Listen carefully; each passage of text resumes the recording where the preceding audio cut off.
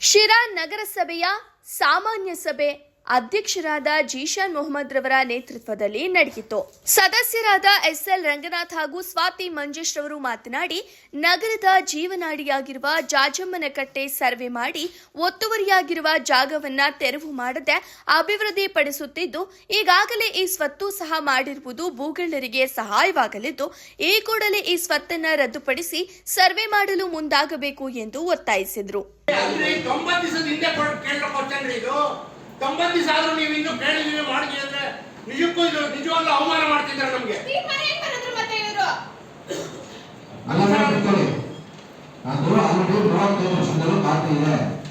Problem ಇಲ್ಲ.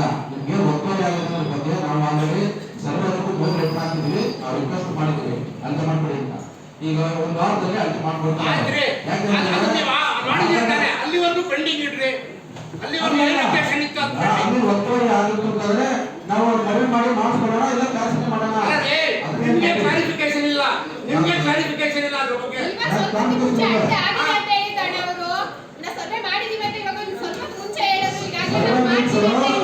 ಅವರು doubt ಪಡಿತಾರಲ್ಲ, ಅವ್ರನ್ನ ಸರಿ ಅರ್ಥ ಮಾಡೋಕೆ ಇವಾಗ ಅರ್ಥ ಮಾಡಿದ್ದಾರೆ. ನೋಡ್ರಿ, 1% ಡೌಟ್ ಇದ್ರು ಕೂಡ ಅದು ನಮ್ಮಲ್ಲಿ ಖಾತೆಗಳು ಆಗಬಾರ್ದು. 1% ಕೂಡ ಈ ಸ್ವತ್ತಾಗಿ ಮಾಡ್ತಾ ಇರೋದು ಅದು ಕೂಡ ಆಗಬಾರ್ದು. ಏನೋ ನಿಮ್ಗೆ ಡೌಟ್ ಇದೆ ಅಂತೀರಾ, ನಾವಿನ್ನೂ ಅದು ಸಣ್ಣ ನೀರಾವರಿ ಇಲಾಖೆಯಿಂದ ಮಾಹಿತಿ ತಗೋಬೇಕು ಅಂತೀರಾ.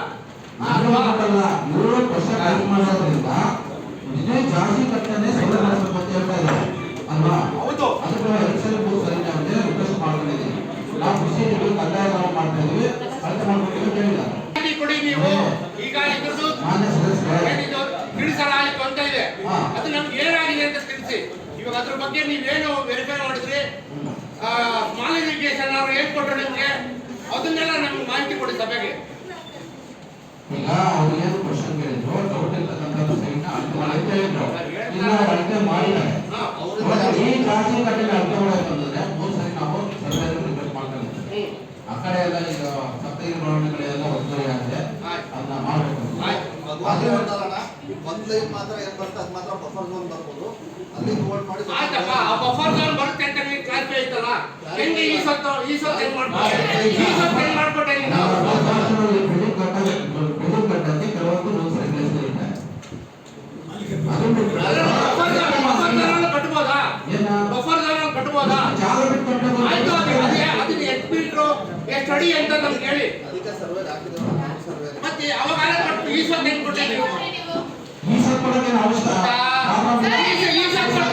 ಮಾಡ್ಕೊಂತೀರಿ.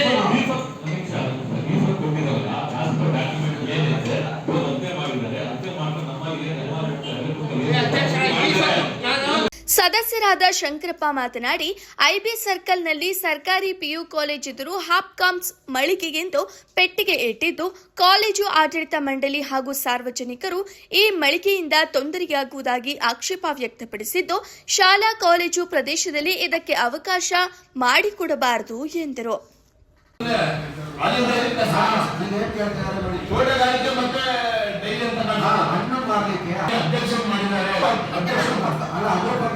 ನಂದಿನಿ ಯಾರು ಕೇಳ್ತಾ ಇದ್ದಾರೆ ಸರ್, ಅಲ್ಲಿ ಶಾಲಾ ಕಾಲೇಜುಗಳಿಗೆ ತೊಂದರೆ ಆಗುತ್ತೆ, ಕೊಡಬೇಡಿ. ಪ್ರಿನ್ಸಿಪಲ್ ಏನ್ ಮಾಡಿದ್ರೆ ನಿಮ್ಗೊಂದು ಕೊಟ್ಟಿದ್ದಾರೆ, ಅಧ್ಯಕ್ಷರು ಕೊಟ್ಟಿದ್ದಾರೆ, ನಿಮ್ಗೊಂದು ಕೊಟ್ಟಿದ್ದಾರೆ, ನಮಗೊಂದು ಇದು ನಮ್ಮ ಕೊಟ್ಟಿದ್ದಾರೆ. ಏನಂತಾರ, ದಯವಿಟ್ಟು ಇದನ್ನು ತರಿಸ್ಕೊಡಿ ಅಂತ ಹೇಳ್ಬಿಟ್ಟು ಅದನ್ನ ನಾವು ಕೊಟ್ಟಿರೋದ್ರಿಂದ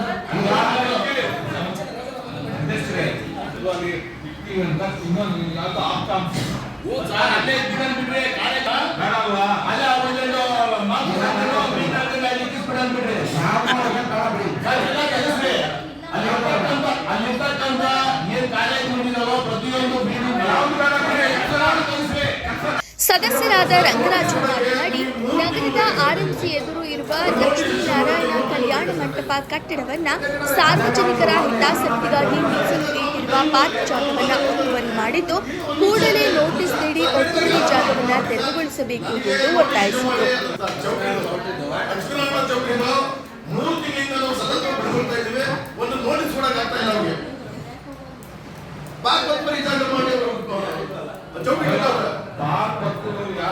ಯಾವುದೇ ಕಾರಣಕ್ಕೂ ಬಿಡಲ್ಲ. ಅವ್ರು ಏನ್ ಕಾನೂನು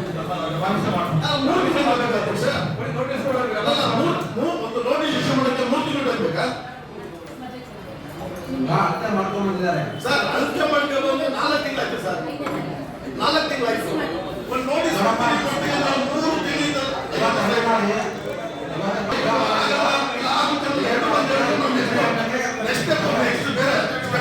ನನ್ನ ಹೆಸರು ಹೇಳಿ ಯಾಕೆ ಖಾಲಿ ಮಾಡೋಣ ನೀವು ಯಾಕೆ ಚೆಕ್ ಮಾಡ್ತೀವಿ ಅಂತ ಮತ್ತೆ ಎಷ್ಟು ದಿನ ಬೇಕು ಹೇಳ್ರಿ, ಎಷ್ಟು ತಿಂಗಳು ಬೇಕು ನಿಮ್ಗೆ? ಏನ್ ಪಾರ್ಕ್ ಜಾಗ ಕಟ್ಕೊಂಡಿದ್ದಾರೆ ಅದು ತರುವಂತ